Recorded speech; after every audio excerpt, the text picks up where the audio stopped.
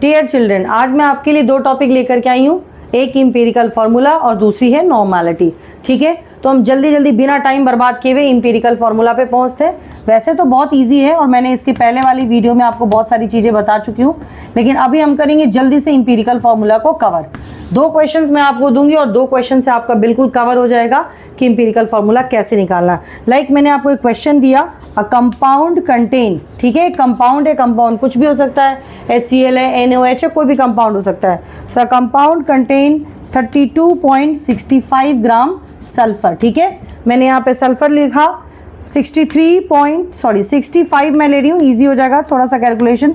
65.3 gram oxygen and 2.04 gram hydrogen. ठीक है, आपको फाइंड करना है इसका इंपीरिकल फार्मूला। अब देखो, इंपीरिकल फार्मूला दो केसेस में तुम्हारे निकालना है, एक जब तुमको मास गिवन हो और एक जब तुम्हें परसेंटेज गिवन हो। यहाँ पे देखो मास वाला क्वेश्चन है, बहुत इजी है। सबसे पहले हमें लिखना है एटम्स, कौन कौन से एटम्स हैं हमारे पास, तो सल्फर, ऑक्सीजन एंड हाइड्रोजन। यहाँ लिखेंगे sulphur, then oxygen, then hydrogen, कोई इशू। फिर हमें निकालना है number of moles. Number of moles के लिए हम क्या फॉर्मूला यूज करते थे, नंबर ऑफ मोल्स के लिए given mass upon molecular mass. तो गिवन मास कितना है हमारा, देखो सल्फर का मास कितना गिवन है 32.65 और सल्फर का मॉलिक्यूलर मास कितना होता है 32, तो ये हो गया 32।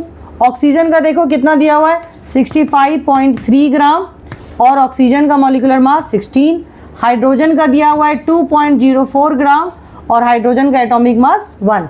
अब हम क्या करेंगे, अब हम निकालेंगे इनकी रेशियो। अब हम इनको पहले सॉल्व करेंगे और जब सॉल्व करेंगे तो हमारा इन्हें जब हम कट करेंगे तो लगभग आएगा आंसर 1.02।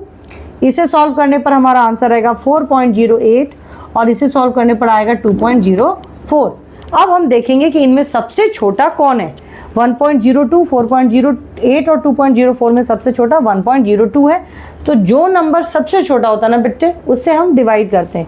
तो 1.02, 1.02 और 1.02, ठीक है, इन तीनों को हम डिवाइड करेंगे। अब इसको जब डिवाइड करेंगे तो हमारा आंसर आ जाएगा 1, इसको हम डिवाइड करेंगे तो लगभग आ जाएगा 4 और इसको डिवाइड करेंगे तो लगभग आ जाएगा 2। ठीक है, तो हमारा रेशियो क्या आया, सल्फर का नंबर कितना आ रहा है 1, तो S1 हो जाएगा, 1 लिखने की ज़रूरत नहीं है। ऑक्सीजन क्या आ जाएगा 4, तो SO4 और हाइड्रोजन कितना आ रहा है 2, तो H2। तो ये हो गया हमारा इंपीरिकल फॉर्मूला। ये था मास का। अब एक क्वेश्चन हम करते हैं किसका, परसेंटेज का। ठीक है, ये लगभग हम सेम ही रखेंगे, फॉर्मेट थोड़ा सा चेंज करेंगे। आपको फॉर्मेट दिख रहा है ना, चलो सेम ही फॉर्मेट में बनाएंगे, लेकिन हम यहाँ पे जरा क्वेश्चन चेंज करते हैं। एक क्वेश्चन है, मान लो मैंने उसमें लिखा है 65.44% of carbon, 5.49% of hydrogen and 29.07% of oxygen. देखो यहाँ पे मैंने परसेंटेज दे दिया। अब परसेंटेज दे दिया तो हमें क्या करना है, परसेंटेज दिया तो भी हम बिल्कुल सेम ही करेंगे। सबसे पहले हम निकालेंगे एटम्स। एटम्स हमारे क्या हैं, कार्बन, हाइड्रोजन एंड ऑक्सीजन। ठीक है, 3 हमने एटम्स लिख लिए। अब एटम्स लिखने के बाद देखो, कार्बन का मॉलिक्यूलर मास कितना होता है 12, हाइड्रोजन का 1, ऑक्सीजन का 16। अब हम निकालेंगे मोल्स। मोल्स निकालने के लिए जो अगर गिवन मास नहीं दिया हुआ है तो जो परसेंटेज गिवन है हम उसी को यूज़ करेंगे। प्रोसेस बिल्कुल सेम है, 65.44 और मास कितना 12, इसका हमारा परसेंटेज 5.49 डिवाइडेड बाई 1 और इसका कितना है 29.07 डिवाइडेड बाई 16। जो मॉलिक्यूलर मास है उससे उसको हम डिवाइड करेंगे। अब जब हम इसको डिवाइड करेंगे तो हमारा रेशियो लगभग कितना आने वाला है, ये आ जाएगा 5.45, ये आ जाएगा 5.49 और इसको करोगे तो आंसर आ जाएगा 1.62। ठीक है, 1.82 सॉरी। तो अब आप देखो इसमें सबसे छोटा कौन है, 1.82 है ना, तो चलो सबको डिवाइड करो, 1.82, 1.82 और 1.82, ये तो सीधे सीधे रेशियो 1 आ जाएगा। ठीक है, अब इसका रेशियो लगभग 3 पॉइंट समथिंग आएगा, तो आप इसको 3 मान लो। इसका रेशियो भी 2.9 के आसपास आएगा, आप इसको 3 मान लो।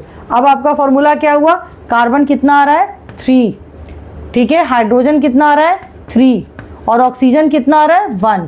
तो इसका इंपीरिकल फार्मूला क्या हो गया, C3H3O। ये क्लियर है आपको। अब इंपीरिकल फार्मूला पे दो ही तरह के क्वेश्चन होते हैं और दोनों क्वेश्चंस मैंने आपको बता दिए। अब हम क्वेश्चन जा रहे हैं सॉल्व करने नॉर्मेलिटी पे। तो चलो नॉर्मेलिटी को देखते हैं, नॉर्मेलिटी का क्या सीन है। देखो नॉर्मेलिटी के लिए ये इक्वेशन है हमारा question, number of gram equivalent of solute upon volume of solution in litre. यहाँ पे ग्राम इक्विवेलेंट के फॉर्मूला मैंने लिखे हुए मास अपॉन इक्विवेलेंट मास, और इक्विवेलेंट मास का फॉर्मूला लिखा हुआ मैंने molecular mass upon x. X क्या था, वो फैक्टर था जिसमें आप वैलेंसी निकालते थे। ये दोनों मैंने अपने पिछले इक्वेशंस में, पिछले वीडियो में भी दिया हुआ है, ठीक है। और यहाँ हम नॉर्मेलिटी और मोलैरिटी को भी डिस्कस करेंगे, उनकी रिलेशनशिप को। तो अब हम जल्दी से क्वेश्चन को स्टार्ट करते हैं। मान लो मैंने आपको क्वेश्चन दिया, इफ़ 0.4 ग्राम ऑफ NaOH, मैंने NaOH लिया, are present in 400 ml solution. कितने सॉल्यूशन में, 400 ml सॉल्यूशन।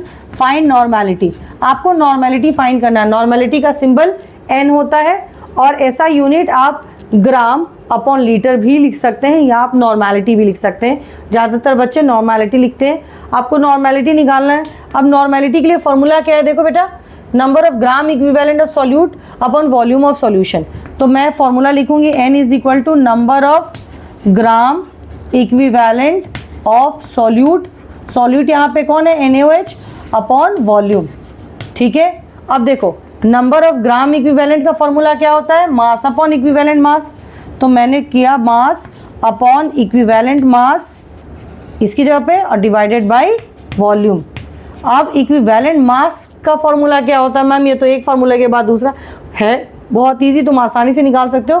तो इक्विवेलेंट मास का फॉर्मूला क्या होता है, इक्विवेलेंट मास पहले निकाल लो, इजी हो जाएगा, मॉलिक्यूलर मास अपॉन एक्स। अब मॉलिक्यूलर मास किसका है, NaOH का, तो Na का कितना हो जाएगा 23 प्लस ऑक्सीजन का 16 प्लस हाइड्रोजन का 1, और एक्स फैक्टर कितना, एक्स फैक्टर मतलब बेस में कितना OH, तो यहाँ कितना आपको दिख रहा OH 1, तो एक्स फैक्टर हो जाएगा 1, ये हो जाएगा 40 डिवाइडेड 1 दैट बिकम 40। तो आपका इक्विवेलेंट मास 40 आ गया। अब गिवन मास कितना है, देखो बेटा 0.4 डिवाइडेड बाई 40 और वॉल्यूम कितना है 400 ml। तो 400 को ml को लीटर में चेंज करोगे तो डिवाइडेड बाई 1000 हो जाएगा। यहाँ से इसका डेसिमल हटाओ तो यहाँ 2 0 और आ जाएंगे। तो आप कैसे सॉल्व करोगे, 4/4000 इंटू ये 1000 ऊपर चला जाएगा डिवाइडेड बाई 400। अब इसके बाद आप इसको खुद सॉल्व करोगे and you will get the answer, ऐसा यूनिट नॉर्मेलिटी लगाओगे, ठीक है। ये क्वेश्चन समझ में आ रहा है। हमने नॉर्मेलिटी के लिए number of gram equivalent of solute divided by volume किया, लेकिन वॉल्यूम हमने लीटर में लिखा था। इस number of gram equivalent of solute का फॉर्मूला ये है, ठीक है, मास अपॉन इक्विवेलेंट मास और डिवाइडेड बाय वॉल्यूम कर दिया। मास अपॉन इक्विवेलेंट मास तो निकाल देते, लेकिन इक्विवेलेंट मास निकालने के लिए हमें molecular mass divided by x करना पड़ा। यहाँ से हमने सॉल्व किया और हमने फिर वैल्यू को पुट कर दिया, ठीक है। चलो एक और क्वेश्चन लेते हैं जल्दी से। उस क्वेश्चन में हमें क्या करना है कि हमें पहले 2-3 टर्म को समझना है। देखो बच्चे, अगर सेमी नॉर्मल लिखा हो तो सेमी मतलब क्या होता है, हाफ, इसका मतलब n/2 है। अगर मैंने बाई नॉर्मल लिखा हो इसका मतलब n2 है, यानी कि 2n है। अगर मैंने सेंटी नॉर्मल लिखा हो तो सेंटी मतलब क्या होता है 100, तो n/100 हो जाएगा। अगर मैंने लिखा हो डेसी नॉर्मल तो क्या हो जाएगा n/10, ठीक है ना। ये कुछ चीज़ें जिसे आप पहचान सकते हो। मैं आपको एक क्वेश्चन देती हूँ। अगर मैंने आपको क्वेश्चन दिया find the mass of HCl, क्या बोला मैंने, mass of HCl present in 240 ml of binomial solution. आपको ये कैसे समझ में आएगा कि आपको नॉर्मेलिटी का फॉर्मूला लगाना है, तो ये बाइनोमियल जो लिखा हुआ है ना, ये नॉर्मेलिटी के लिए। अब यहाँ पे नॉर्मेलिटी का वैल्यू कितना हो जाएगा, बाइनोमियल का मतलब 2n हो गया, ठीक है। अब हमारे पास फॉर्मूला है n is equal to number of gram equivalent upon volume. मैं थोड़ा शॉर्ट लिख रही हूँ। अब n की जगह पे हमारा क्या हो गया 2n, और ग्राम इक्विवेलेंट की जगह पे फॉर्मूला क्या हो जाएगा, मास अपॉन इक्विवेलेंट मास, ठीक है। डिवाइडेड बाय ये वॉल्यूम हो गया। अब इक्विवेलेंट मास हमें निकालना है, तो इक्विवेलेंट मास निकाल करके देखो क्या आएगा हमारा इक्विवेलेंट मास। इक्विवेलेंट मास निकालने के लिए हम क्या करते हैं, देखो यहाँ इक्विवेलेंट मास हम निकालते हैं, उसके लिए हमें क्या करना होगा, मॉलिक्यूलर मास लेना होगा। HCl का लो, इसका 1 और इसका 35, 36 और H प्लस आयन कितने निकले हैं 1, तो 36 डिवाइडेड बाई 36 तो कितना हो जाएगा 36 हो जाएगा। तो यहाँ पे फॉर्मूला लगाओ 2n इज इक्वल टू मास तुमको नहीं पता डिवाइडेड बाई इक्विवेलेंट मास कितना आया 36 और वॉल्यूम तुम्हारा कितना गिवन है बच्चे 240 ml। तो ये हो गया तुम्हारा 240 डिवाइड करोगे 1000 से, क्योंकि ml में गिवन है तो 1000 से डिवाइड करोगे। ठीक, अब इसकी तुम काटापीटी कर लेना, मैं थोड़ा सा एक और इक्वेशन सॉल्व कर दे रही हूँ। 2n is equal to mass upon 36 into 1000 upon 240 आ जाएगा तुम्हारा। अब तुम यहाँ से इसको सॉल्व कर सकते हो। ठीक है, ये तुम्हारा एक इक्वेशन बनता है जिसको तुम फाइनली सॉल्व करोगे। ठीक है, यहाँ तक कोई क्लियर, कोई प्रॉब्लम नहीं है। अब इसके बाद से हम अभी तक इसी फॉर्मूला को यूज़ करेंगे, इसमें से हमारा कोई नया फॉर्मूला नहीं है। ठीक है, एक अब इक्वेशन सॉल्व करते हैं, सिंपल से फॉर्मूला पे पहुँचते हैं। एक्चुअली हमें पहुँचना है इस फॉर्मूले पे जो मैंने लिखा है। कैसे हमने पहचाना कि नॉर्मेलिटी और मोलैरिटी में ये रिलेशन है, तो मान लो मैंने हेडिंग लिखा relation between normality and molarity N and M। ठीक है, तो पहले यहाँ फॉर्मूला लिखते हैं। नॉर्मेलिटी का फॉर्मूला क्या है, number of gram equivalent of solute, ठीक है, divided by volume in litre. ठीक है ना। और मोलैरिटी का फॉर्मूला क्या है, M इज इक्वल टू क्या होता है, number of moles of solute, number of moles, मैं यहाँ मोल्स लिख रही हूँ, divided by volume in litre. अब देखो तुम अगर n बाई m करते हो, इनका रेशियो निकालते हो, तो क्या होगा, वॉल्यूम से वॉल्यूम कैंसिल हो गया, तो इसका फॉर्मूला क्या हो जाएगा, देखो n बाई m का क्या हो जाएगा, number of gram equivalent of solute divided by क्या बच गया, नंबर ऑफ मोल्स। ठीक है, अब देखो फिर से number of gram equivalent of solute का फॉर्मूला क्या है, मास अपॉन इक्विवेलेंट मास, तो ये हो गया मास अपॉन इक्विवेलेंट मास। ठीक है, और नंबर ऑफ मोल्स का फॉर्मूला क्या होता है, गिवन मास अपॉन, बताओ, मास अपॉन मॉलिक्यूलर मास या given mass upon molecular mass, तो मास अपॉन मॉलिक्यूलर मास। अब देखो यहाँ से क्या होगा, ये मास और ये मास कैंसिल, तो अब इसका फॉर्मूला क्या बन गया, equivalent mass upon molecular mass. ठीक है, कोई दिक्कत। अब अगर मान लो इक्विवेलेंट मास बन गया, तो इक्विवेलेंट मास का फॉर्मूला क्या है, molecular mass upon x divided by molecular mass. अब देखो मॉलिक्यूलर मास से मॉलिक्यूलर मास कट गया, तो क्या बच गया, ये x बच गया। ठीक है, तो अल्टीमेटली क्या हो गया, n upon m is equal to x, cross multiply हो जाएगा, तो ये क्या हो जाएगा, n is equal to m into x। ये x क्या था, ये x वो फैक्टर था जो एसिड के H प्लस आयन को बताता था या बेस के OH माइनस आयन को बताता था। तो ये फॉर्मूला बन गया आपका। ठीक है, तो ये फोर्थ फॉर्मूला ये शो करता है कि नॉर्मेलिटी और मोलैरिटी में क्या रिलेशन है। मैं आपको क्वेश्चंस देती हूँ, आपको समझ में आ जाएगा। यहाँ तक क्लियर है। मैम ने कैसे किया, मैंने नॉर्मेलिटी का फॉर्मूला लिखा, मोलैरिटी का फॉर्मूला लिखा, फिर मैंने इनकी रेशियो ली। रेशियो में मैंने जब देखा, तो जब मैंने रेशियो लिया तो दोनों में वॉल्यूम सेम थे, मैंने कट कर दिया, number of gram equivalent of solute upon number of moles बच गए। अब नंबर ऑफ ग्राम इक्विवेलेंट का formula mass upon equivalent mass था, और नंबर ऑफ मोल्स का formula mass upon molecular mass था। मास मास कैंसिल हो गए वापस से। फिर इक्विवेलेंट मास का फॉर्मूला और मोलिकुलर मास का फॉर्मूला हमने लिखा, इक्विवेलेंट मास का formula molecular mass upon x, और मोलिकुलर मास आ गया। मोलिकुलर मास से मोलिकुलर मास कैंसिल हो गया, एंड फाइनली एक्स बच गया। फिर हमने क्रॉस मल्टीप्लाई कर लिया। ये चीज़ आपको समझ आ गया होगा। एक क्वेश्चन करते हैं, ठीक है बच्चे, चलो क्वेश्चन पे आते हैं जल्दी से। अब अगर हम क्वेश्चन लेते हैं, मान लो मैंने आपको क्वेश्चन दिया, find the molarity of 0.4 normality of H2SO4 solution. तो मैंने आपको क्या दे दिया, देखो मैंने नॉर्मेलिटी दे दिया है और आपको मोलैरिटी निकालने के लिए कहा है। तो normality is equal to molarity into x होता है। तो चलो भाई मैंने आपको मोलैरिटी कहा है, ठीक है। आप यहाँ पे फॉर्मूला लिखो, नंबर ऑफ नॉर्मेलिटी निकालना है, एक तरीका है हमारा, आप यहाँ से करो, या दूसरा तरीका है n is equal to M into x. अब m तो तुम्हें गिवन है, तो m into x is equal to क्या हो जाएगा, m into x is equal to n भी लिख सकते हो। आपको क्या निकालना है, मोलैरिटी निकालना है, तो m इज इक्वल टू क्या हो सकता है, n अपॉन एक्स हो सकता है। अब n तुम्हें कितना गिवन है, 0.4 गिवन है, और x कितना हो जाएगा, H2SO4 में हाइड्रोजन आयन कितने निकल रहे हैं, 2, तो ये हो जाएगा 2, ठीक है।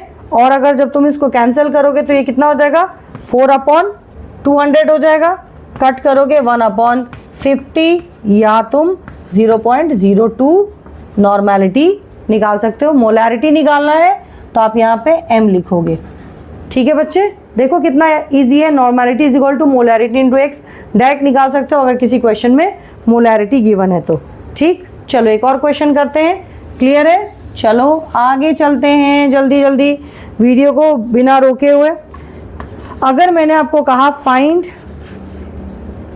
Normality of 0.6 molarity of H3PO4, मैंने यहाँ पे क्या किया, मोलैरिटी दे दिया। अब नॉर्मेलिटी निकालने को कह रही है, तो नॉर्मेलिटी इज इक्वल टू क्या होता है, m इंटू एक्स। नॉर्मेलिटी कितना गिवन है, नहीं गिवन है, कोई बात नहीं, नॉर्मेलिटी निकालना है। m की वैल्यू 0.6 और यहाँ हाइड्रोजन आयन कितने रिलीज हो रहे हैं, 3, तो ये क्या हो जाएगा 3, मल्टीप्लाई करोगे तो 1.8। क्या निकाल रहे हो, नॉर्मेलिटी, ऐसा यूनिट आ जाएगा n। सो इजी ना। आपको अगर मोलैरिटी पता है तो आप डायरेक्ट निकाल सकते हो, अगर मोलैरिटी नहीं पता है तो आप नंबर ऑफ ग्राम इक्विवेलेंट से निकाल सकते हो। मैंने आपको 2 तरीके दिए हैं बनाने के लिए, ठीक है। अब आपको 2 चीज़ों को ध्यान रखना होगा। ये तो नॉर्मल क्वेश्चन है जो आपको नॉर्मेलिटी पे निकालने को दिए रहते हैं, अदरवाइज नॉर्मेलिटी ऑफ मिक्सचर होता है। लेकिन नॉर्मेलिटी ऑफ मिक्सचर में ना नॉर्मेलिटी ऑफ एसिड और नॉर्मेलिटी ऑफ बेस होता है। यहाँ हम बात करते हैं अगर नॉर्मेलिटी ऑफ एसिड, ठीक है। अगर हम नॉर्मेलिटी ऑफ एसिड की बात कर रहे हैं, मतलब कि 2 सॉल्यूशन लेंगे, दोनों ही एसिड एसिड है, तो वैसे केस में तुम फॉर्मूला लगाओगे normality is equal to N1V1 plus N2V2 divided by V1 plus V2, ठीक है। ये क्या है तुम्हारा, ये नॉर्मेलिटी जो है विथ रिस्पेक्ट ऑफ वॉल्यूम है। तो इन्होंने अल्टीमेटली 2 कंटेनर ले लिया है, और 2 कंटेनर में मान लो कि हम वाटर लेते हैं, तो उसकी नॉर्मेलिटी N1 मान लोगे और उसकी जो वॉल्यूम है वो V1 है। उसी तरह से इसकी भी N2 और V2 है। अगर इनका सम एक कंटेनर के अंदर डालोगे तो इनका जो नॉर्मेलिटी होगा वो क्या हो जाएगा, वो हो जाएगा N1V1 प्लस N2V2, ठीक है, divided by V1 plus V2 जो एक कॉमन इसकी वॉल्यूम है। इसी तरह से निकालते हो तुम। तो नॉर्मेलिटी को हम करेंगे, एक फॉर्मूला हमें यहाँ पे याद रखना है, n is equal to N1V1 plus N2V2। ये ध्यान रखना है कि ये फॉर्मूला कब लगता है, या तो नॉर्मेलिटी ऑफ खाली एसिड दिया हो, मतलब एसिड एसिड हो, या अगर हम खाली बेस बेस दें, ठीक है, या तो एसिड एसिड हो या बेस बेस हो। तो यहाँ हमें कुछ सोचना ही नहीं है, बस हमें N1V1 प्लस N2V2 लेना है और डिवाइड कर देना है। चलो एक क्वेश्चन लेते हैं, आपको और ईजिली क्लियर हो जाएगा। मान लो मैंने क्वेश्चन लिया, मैंने लिखा है कि 0.2 N1 या 0.2 N1 लिख लेते हैं, चलो कोई दिक्कत नहीं है। 200 ml HCl is mixed with 0.3 N 300 ml HCl, find its normality, ठीक है। यहाँ पे नॉर्मेलिटी निकालना, तो यहाँ देखो एक एसिड यहाँ है, एक एसिड यहाँ है, एक N1 यहाँ गिवन है, एक N1 यहाँ गिवन है।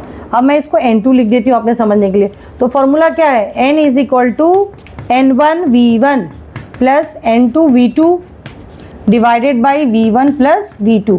अब N1V1 क्या है भाई, N1 क्या है 0.2 इंटू V1 कितना है 200 प्लस N2 कितना है 0.3 और V2 कितना है 300 डिवाइडेड बाई V1 कितना 200 प्लस 300। अब आप इसको सॉल्व करेंगे और सॉल्व करने के बाद जो आपका आंसर आएगा that will be the normality. ठीक है बच्चे, कुछ नहीं किया हमने।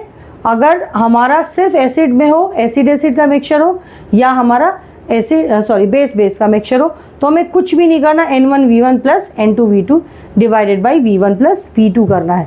प्रॉब्लम तब आती है जब एक एसिड हो और एक बेस हो। देखो अगर एक एसिड या एक बेस है तो हमें ये पता करना होगा कि एसिड यहाँ पे स्ट्रॉन्ग है या बेस यहाँ पे स्ट्रॉन्ग है, एक किसके N1V1 की वैल्यू या ज़्यादा है या कम है। जैसे मान लो कि मैंने तुम्हें एक क्वेश्चन दिया, लाइक सपोज मैंने तुम्हें एक क्वेश्चन दिया 0.2 N 100 ml HCl plus 0.3 N 200 ml NaOH। ठीक है, अब देखो मैंने यहाँ पे एक एसिड दिया है, एक बेस दिया है, तो हम क्या करेंगे, दोनों का हम N1V1 निकालेंगे। ठीक है, चलो इस एसिड का निकालते हैं, या उसको NaVa भी कह सकते हो, NaVa कर देते हैं। चलो NaVa इसका निकालते हैं, तो इसका Na कितना हो जाएगा, नॉर्मेलिटी कितना है 0.2। ठीक है, और V कितना है इसका 100। ठीक है ना बच्चे, तो ये लगभग जब तुम सॉल्व करोगे तो कितना आ जाएगा 20 ml। अब ये 20 ml और ये क्या है, H प्लस आयन है, यानी कि एसिड है। अगर तुम दूसरे का निकालते हो, लाइक इसका निकालोगे NbVb, तो इसका कितना आ जाएगा 0.3 इंटू 200, ये लगभग 60 ml के आसपास आ जाएगा OH माइनस आयन का। तो इसमें ज़्यादा कौन है, 60 ना, तो बेसिक कैरेक्टर ज़्यादा है, इसको माइनस करोगे तो कितना आ जाएगा 40। तो इस केस में तुम फॉर्मूला लगाओगे, बेस तुम्हारा ज़्यादा है तो NvVb minus NaVa divided by Va plus Vb। अब NvVb तुम्हारा कितना आया 60 आया, और NaVa कितना आया 20, इनका माइनस कितना है तुम्हारा 40, और Va प्लस Vb प्लस करो, ये कितना था 100 ml और ये कितना था 200 ml, तो ये कितना हो गया 300 ml। अब आप इसको सॉल्व करोगे और सॉल्व करने पे जो आंसर आएगा वो आप एसिड और बेस के कंपोजिशन के लिए यूज़ करोगे। ठीक है, एक और करती हूँ, ये तो तब हुआ जब एसिड और बेस दिया हो। अगर मान लो एसिड बेस नहीं दिया हो, सॉल्ट दिया हो, तब क्या करोगे। ठीक है, तो चलो सॉल्ट वाले क्वेश्चन को करते हैं, that will be the last question. Salt के रिस्पेक्ट में हम क्या करेंगे, मान लो क्वेश्चन है given, if 0.4 N 500 ml HCl neutralize 300 ml of KOH completely. ठीक है, अगर ये पूरी तरह से KOH के साथ करता है तो क्या होगा। अब यहाँ पे तुम्हें फाइंड N ऑफ KOH निकालना है। अब यहाँ देखो NaVa तुम्हारा क्या है, NaVa और NbVb तुम्हारा इक्वल है। क्यों, क्योंकि यहाँ पे मैंने लिखा है ना कि वो उसको न्यूट्रलाइज कर देता है, तो यहाँ पे ये सॉल्ट हो जाएगा। दोनों को सॉल्व करके देखो भाई, इसका Na क्या है 0.4 into 500 ml is equal to, इसका कितना हो जाएगा तुम्हारा, इसमें तुम्हारा N2 निकालना है, Nb निकालना है, तो Nb इंटू Vb कितना दिया हुआ है 300 ml। ठीक है, अब देखो जरा इस इक्वेशन को तुम सेट कर सकते हो, 0.4 into 500 is equal to Nb into 300, ये क्या हो जाएगा, डिवाइड हो जाएगा 0.4 इंटू 500 डिवाइडेड बाई 300। अब आप इसको सॉल्व करेंगे और जो सॉल्व करेंगे that will be the answer of normality of base. ठीक है, सो इट्स सो इजी। अगर न्यूट्रलाइज लिखा हुआ है तो आपको माइनस नहीं करना। तो ऐसे केस में आपको 3 फार्मूला यूज़ करना है जो मैंने आपको फार्मूला दिया है। पहले केस में अगर मान लो एसिड बड़ा है, एसिड में H प्लस आयन ज़्यादा है, तो तुम यूज़ करोगे NaVa माइनस NbVb। ठीक है, और ये हो जाएगा V1 प्लस V2। अगर एसिड ज़्यादा है तो एसिड में से बेस को माइनस करोगे, अगर बेस ज़्यादा है तो NbVb minus NaVa upon V1 plus V2।